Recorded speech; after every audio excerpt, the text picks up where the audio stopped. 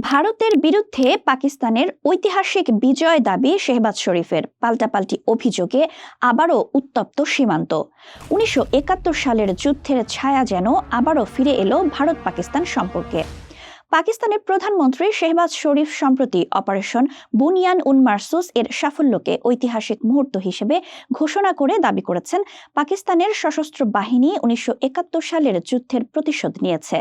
শিয়ালকোটের পাঁচশোর সেনানিবাসে সেনাদের উদ্দেশ্যে শেহবাজ শরীফ বলেন, পাকিস্তানের রক্ষীরা অতুলনীয় নির্ভুলতা ও দৃঢ়তার সঙ্গে ভারতের অপ্রীতিকর আগ্রাসন রুখে দিয়েছে।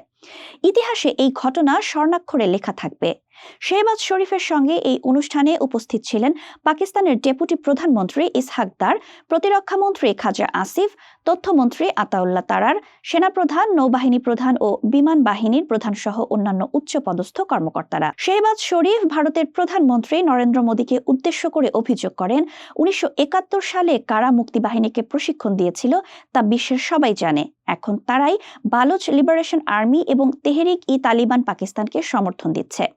শেহবাজ শরীফ আরও বলেন, আপনার আগুন ঝরা বক্তব্য আপনার কাছেই রাখুন। পাকিস্তান শান্তি চায়, তবে এই আকাঙ্ক্ষাকে আমাদের দুর্বলতা ভেবে ভুল করবেন না।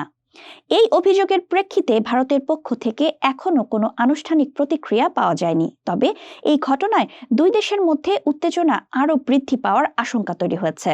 বিশ্লেষকদের মতে শেহবাজ শরীফের এই মন্তব্য দুই দেশের মধ্যে দীর্ঘদিনের অমীমাংসিত সমস্যাগুলো আবারও সামনে নিয়ে এসেছে।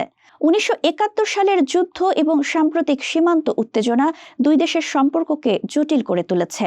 ভারত ও পাকিস্তানের মধ্যে শান্তি প্রতিষ্ঠা এখন এক কঠিন চ্যালেঞ্জ। আন্তর্জাতিক মহল এই পরিস্থিতিতে শান্তি বজায় রাখার জন্য দুই দেশের প্রতি আহ্বান জানিয়েছে।